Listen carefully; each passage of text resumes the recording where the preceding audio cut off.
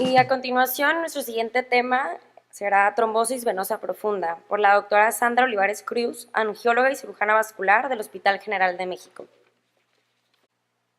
¿Me podrías pasar mi presentación, por favor? Gracias. Buenos días. Primero agradezco al comité organizador la invitación por participar en este primer simposio de estudiantes de medicina. Por lo general, la mayoría en las universidades no llevamos cirugía vascular como materia en el currículum y pues es muy importante estar actualizado y sobre todo tener idea de qué patologías vemos en esta especialidad. Bueno, el tema del que yo les voy a hablar es sobre la trombosis venosa profunda. Ok, y bueno, como ya explicaron en las pláticas anteriores, tenemos un sistema venoso superficial y un sistema profundo. En este caso, bueno, el padecimiento del que yo les voy a hablar es la presencia de un trombo o un coágulo dentro del sistema venoso profundo. Para que esto pueda ocurrir, los pacientes deben de tener estas tres condiciones que se conoce como la tríada de Virchow: la lesión endotelial, la éstasis y un estado de hipercoagulabilidad. Si no existen estas tres condiciones, el riesgo de que se produzca un trombo es menor, pero por lo general, bueno, están acompañados. La epidemiología es muy importante saberlo porque es una enfermedad que por lo general no se diagnostica a tiempo y que no se toman las medidas pertinentes para prevenirla. Entonces, la incidencia global se ha visto que existe o que se presenta de 1 a 2 pacientes por cada 1000 habitantes. El 20% de estos pacientes fallecen antes de que se les realice el diagnóstico y solo en 2/3 partes del padecimiento se van a diagnosticar como un cuadro de trombosis venosa profunda, pero 1/3 se diagnostican como una tromboembolia pulmonar. Y tal vez pudimos haber evitado llegar a una tromboembolia pulmonar si hubiésemos realizado una profilaxis adecuada. En cuanto a la tromboembolia pulmonar, el 85% de las personas que fallecen mueren sin tener un diagnóstico. Y se ha visto que la incidencia anual de en los pacientes hospitalizados va de 48 hasta un 87% por cada 100,000 habitantes. Entonces, es muy importante ver o diagnosticarla porque hasta el 10% del diagnóstico se realiza en autopsias. ¿Cuáles son las estadísticas de tromboembolia pulmonar a nivel mundial? En la Unión Europea se ha visto que 148 pacientes se diagnostican por cada 100,000 habitantes por año.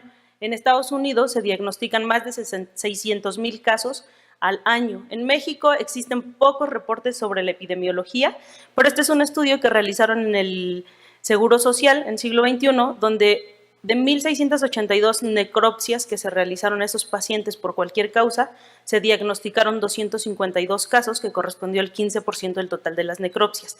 La mayoría de los pacientes se encontraba entre 60 y 80 años. Fue la causa en un 28%, la causa de defunción en un 28% de los pacientes, y en 10% no se tenía la idea o no se tenía la sospecha de que esos pacientes tenían trombosis. Se diagnosticaron como un hallazgo incidental. Este otro estudio es un estudio realizado en el Instituto Nacional de Cardiología, también en 1,302 autopsias de 3,571 defunciones que hubo durante de 1985 a 1994. Y se diagnosticó tromboembolia pulmonar en 231 casos. De estos, en 100 casos fue una tromboembolia pulmonar masiva, pero solo en el 18% de los casos tenían sospecha clínica de que esos pacientes tenían un evento de trombosis. Y al final observaron que es la tercera causa de mortalidad en las autopsias realizadas en el Instituto Nacional de Cardiología. Por eso la importancia de diagnosticarla. ¿Cuáles son los factores de riesgo para decir o para sospechar que un paciente pudiese desarrollar una trombosis? Bueno, los adquiridos son pacientes que han sido sometidos a cirugía, que sufrieron algún trauma, que tienen una enfermedad aguda. El grupo etario que ya les señalé antes, mujeres embarazadas o en estadio puerperio, que utilizan anticonceptivos orales, aquellos que tienen antecedentes previos de una trombosis, cáncer activo, antecedente de cáncer, otro síndrome de antifosfolípidos, trastornos mieloproliferativos, falla respiratoria aguda.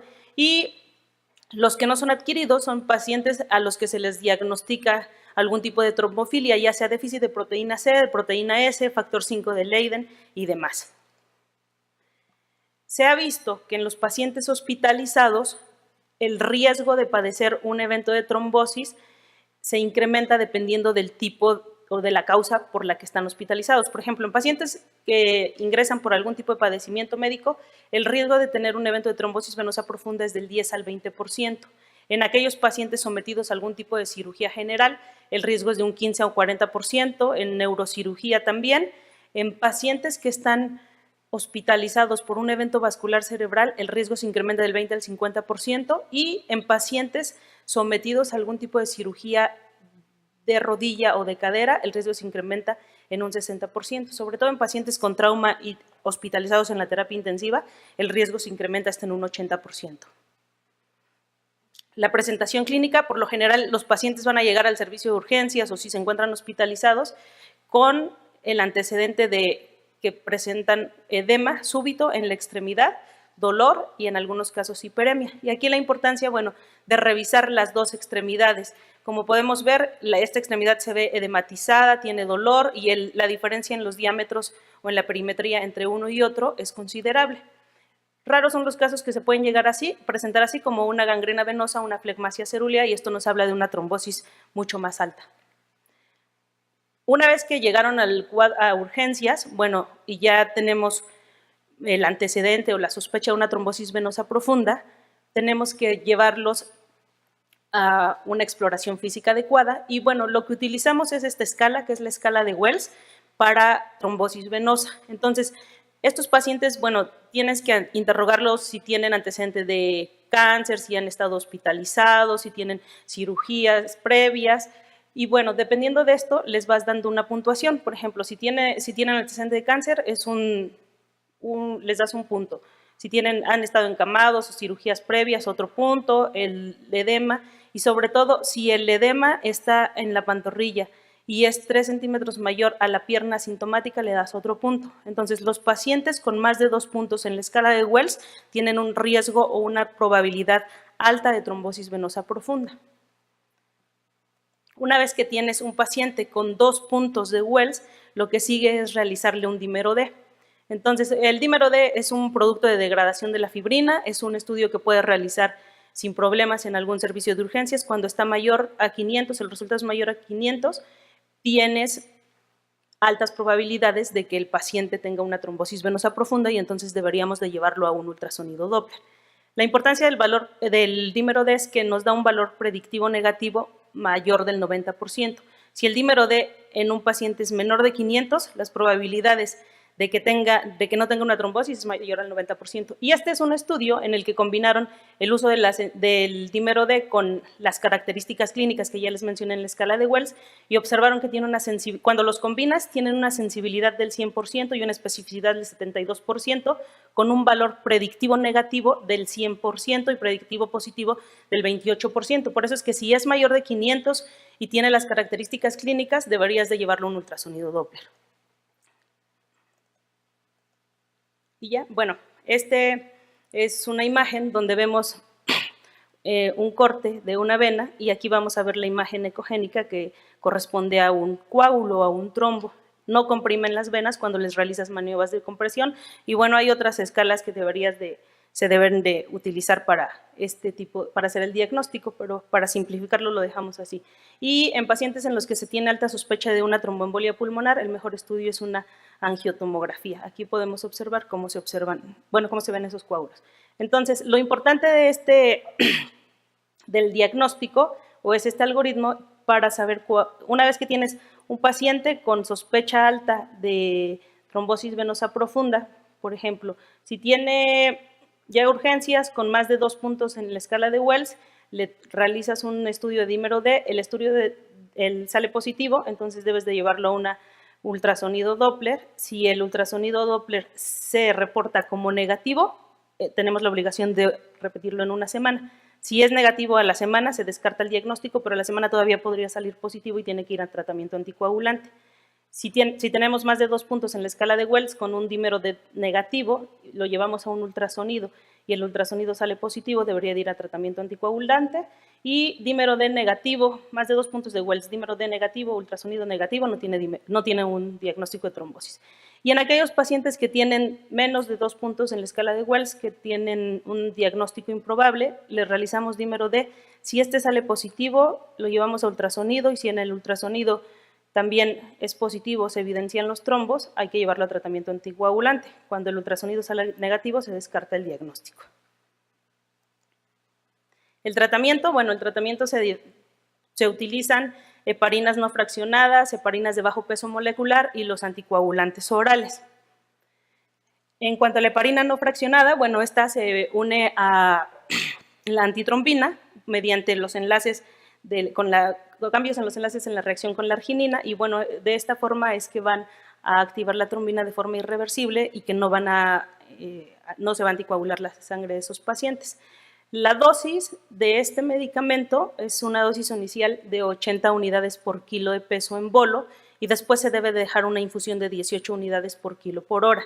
Por eso es que por lo general siempre en pacientes de 70 años se recomienda utilizar un bolo inicial de 5,000 unidades. La eficacia de este medicamento depende de la dosis, de qué también esté calculada. El inconveniente de utilizar heparinas no fraccionadas es que debemos de estar realizando constantemente a los pacientes exámenes de laboratorio para ver que el TTPA esté en rango terapéutico, que no esté sobreanticoagulado o que no esté infraanticoagulado. Entonces, por eso es que hay que estarlo monitorizando un poco más en pacientes hospitalizados. Las heparinas de bajo peso molecular son derivados de la heparina no fraccionada. El mecanismo de acción es que inhiben el factor 10, tienen menos afinidad a las proteínas plasmáticas, y pues la dosis se podría llevar de forma ambulatoria. La que más utilizamos es la enoxaparina, a una dosis de 1 miligramo por kilo cada 12 horas, y bueno, existen sin rebasar las 200 unidades por kilo cada 24 horas, y existen otras heparinas que se pueden utilizar o que existen en el mercado para este tipo de pacientes. Otro tipo de anticoagulantes, porque no podemos tenerlos con una infusión de heparina todo el tiempo o con inyecciones por heparinas de bajo peso molecular, son las anticoagulantes orales. Existen dos tipos de anticoagulantes orales, uno son los antagonistas de la vitamina K, estos, bueno, van a inhibir la síntesis de formas activas de calcio dependientes de la vitamina K, específicamente inhiben estos factores, y de esta forma es que los pacientes no tienen una adecuada coagulación. Los dos prototipos de anticoagulantes orales son la warfarina y la cenocumarina. El inconveniente, bueno, es que estos pacientes requieren de monitorización frecuente. Entonces, una vez que se tiene anticoagulado a dosis terapéuticas, los pacientes podrían egresarse a su casa después de 3 o 5 días de hospitalización para que haya quedado con una dosis adecuada, y tienen que estar acudiendo al laboratorio para realizarles exámenes frecuentes de INR. Si las dosis están bien, bueno, se pueden quedar así, si no hay que estar haciendo reajustes constantes, porque es muy frecuente que los pacientes presenten sangrados por la sobreanticoagulación o viceversa, que tengan más eventos de trombosis porque estén infracoagulados. Los nuevos anticoagulantes orales, bueno, estos son medicamentos seguros que se están utilizando de forma adecuada, que no necesitan monitorización, que los pacientes pueden tener tratamientos ambulatorios, y bueno, un ejemplo es el dabigatran. Este inhibe la trombina de forma directa y se elimina por vía renal. La dosis recomendada son 220 miligramos en 24 horas dividido en 2 dosis. El inconveniente es que los pacientes que tienen función renal deteriorada por una depuración de creatinina menor de 30 no deben de tomar este tipo de anticoagulantes. Otro medicamento es el rivaroxaban, igual este es un anti-10A, su metabolización es hepática, pero también se elimina por vía renal y hepática. Entonces la dosis es de 20 miligramos cada 24 horas, igual no se debe de utilizar en pacientes con función renal menor a 30 mililitros o depuración menor de 30. Y otro de los medicamentos pues es el apixaban, igual un anti-10A, con una dosis de 5 miligramos cada 12 horas, lo mismo que los anteriores. No requieren monitorización y pues son seguros. Este es un estudio donde compararon el uso de dabigatran con la warfarina, y bueno, a la conclusión que llegan es que para el tromboembolismo es tan efectivo utilizar dabigatran como cualquier anticoagulante inhibidor de la vitamina K. No requieren monitorización y bueno, las ventajas que ya les dije, hay muchos estudios de los diferentes tipos de anticoagulantes que por el tiempo no los pudimos poner en la presentación. Y otro tipo de tratamiento pues es la trombolisis, sobre todo en pacientes que tienen trombos en segmentos muy altos. Aquí vemos, este es uno de los tantos dispositivos que existen, se infunde el trombolítico y a la vez que se infunde el medicamento para alisar el coágulo, se va aspirando y de esta forma, bueno, se limpia o se queda la vena sin coágulos o sin trombos, sin causar tanta lesión endotelial y con eso disminuimos el riesgo de un síndrome postrombótico. Se recomienda mucho en pacientes jóvenes o en pacientes con flegmasia cerúlea, que era la indicación anterior absoluta.